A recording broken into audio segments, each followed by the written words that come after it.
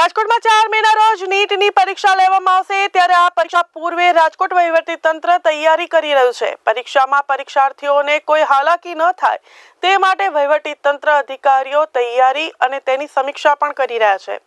NEET પરીક્ષાની તૈયારીને લઈને collector Prabhav જોશીએ માહિતી આપતા જણાવ્યું કે રાજકોટ જિલ્લામાં નીટ પરીક્ષાના 13 કેન્દ્રો ઊભા કરાયા છે, જેમાં 6000 થી વધુ વિદ્યાર્થીઓ નીટની પરીક્ષા આપવાના છે। તમામ કેન્દ્રો પર સીસીટીવીથી લાઈવ મોનિટરિંગ કરવામાં આવશે। વિદ્યાર્થીઓ પરીક્ષાના નિયત સમયે કેન્દ્ર પર પહોંચી જાય તથા વાલીઓ અને વિદ્યાર્થીઓ લોભાવણી સ્કીમથી દૂર રહેવા અપીલ કરી હતી।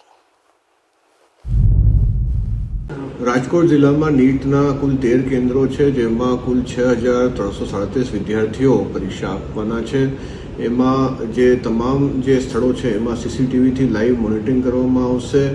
પોલીસનું ત્યાં ચુસ્ત બંદોબસ્ત છે, જેમના દ્વારા ફિસ્કિંગ પણ કરવામાં આવશે। ખાસ મારે વિદ્યાર્થીઓને વિનંતી છે કે જે નિયત સમય છે એમાં પહોંચી જાય, કારણ કે સમય પછી એન્ટ્રી કોઈ પણ સંજોગોમાં આવશે નહીં। વાલીઓને ખાસ કહેવાનું છે કે કોઈ પણ લોભાવણી એવી જાહેરાતો ટેલિગ્રામ કે સોશિયલ મીડિયા ચેનલો થકી મળતી હોય કે એમની પાસે પેપર વગેરે છે તો એવા દાવાઓમાં ફસાવાનું નહીં। અને આ જે છે સાવ બોગસ એવા ક્લેમ્સ હોય છે, અને કોઈ પણ એવી જાહેરાતો આપને ધ્યાને આવે તો તંત્રના ધ્યાને મૂકવા એ મારી ખાસ આપને વિનંતી છે।